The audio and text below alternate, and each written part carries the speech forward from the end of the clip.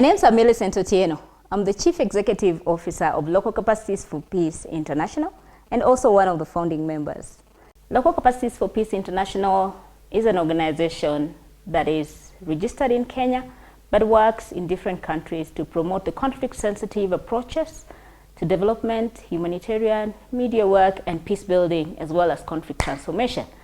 It came to our realization that trauma-informed interventions have not yet been deliberately and systematically embraced by several organizations. And our definition of a trauma-informed organization is one that recognizes, realizes, and embraces the need to take care of their staff, as well as to have policies within the institution that supports treatment and taking care of the caregivers. We consider our staff as caregivers. Why? Because when they're out there, they deal with communities and individuals that have been not necessarily victims, but also survivors of horrendous conflict contexts and violent situations. Some of the ways that have been very helpful for our institution in mainstreaming trauma-informed intervention, what we call trauma-wising our work, is by training. And how do we do this?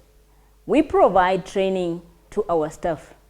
And not only have we been doing this as Local Capacities for Peace, but we've been privileged to get opportunities to serve with others and also experience other organizations undertake similar exercises with their staff. And again, I want to mention the example of the GIZ Civil Peace Service, which actually took time to engage a specialist and also have a facilitator to take not only their staff but also some of their partners for trauma-informed interventions.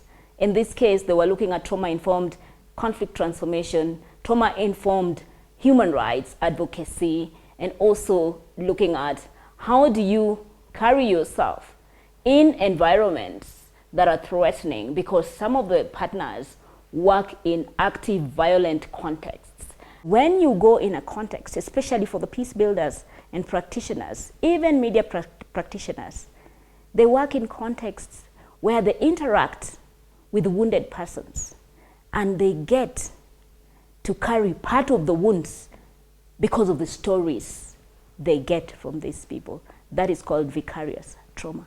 So this sense of being overwhelmed, a feeling of fatigue and not being able to cope, your brain cannot comprehend anymore or cope sufficiently with the conditions and circumstances that you find yourself in. And I found those kind of conversations very helpful, because sometimes even the staff, they don't realize that they are traumatized. Talking about cultural differences, when we were discussing with some of the communities that are dealing with the pastoralists, one of the participants actually reiterated and said that she has stopped feeling anything. She's just numb. Why? Because seeing a dead body is like nothing. I mean, how many dead bodies have they seen? And yet, she's supposed to help the communities to disengage from violence and find alternative ways to address the underlying factors of the conflict that they are experiencing every day as pastoralists. In some cultures, people are not allowed to cry. And yet, if you look at overwhelming stress levels, people have different ways of venting. For women, it's easy for us to cry. The man in the African context, it's slowly changing, but traditionally men are not allowed to cry, and leave alone to cry, but to cry in public is almost like taboo. So I think when institutions decide to deliberately and systematically embrace and mainstream and have deliberate steps to engage their staff, to engage their partners, as well as having policies within the institutions that govern this, has been very helpful. And above all, having the management buy-in, the board of directors being on board and understanding the need for this to happen systematically, I've found to be very helpful.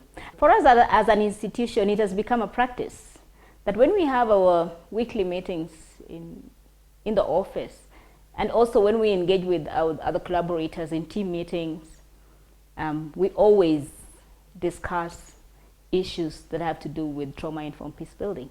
One good example of our conversations and discussions on such issues has actually been the interaction with Mediators Beyond Borders. And what I loved about it is it went beyond just team meetings and engaging in this.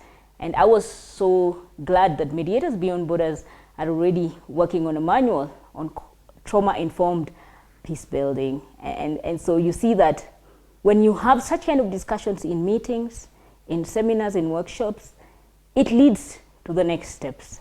I was convinced about trauma-informed peace building because of what I experienced myself and what I saw other peace practitioners going through.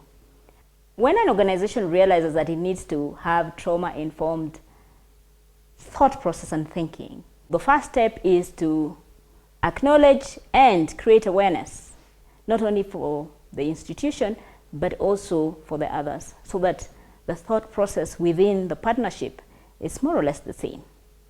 The second is, after the awareness creation, is to gain the buy-in. The reason why I say that is because when we started with the lower cadre staff.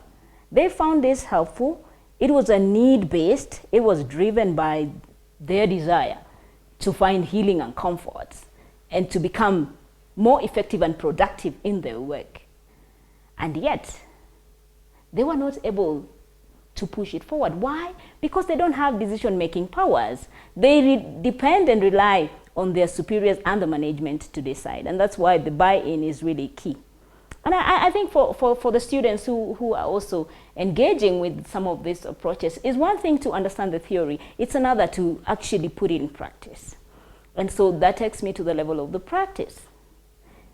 Once our staff were taken through the concepts, we felt that by exercising some of the ideas they gained through the training, they became better persons.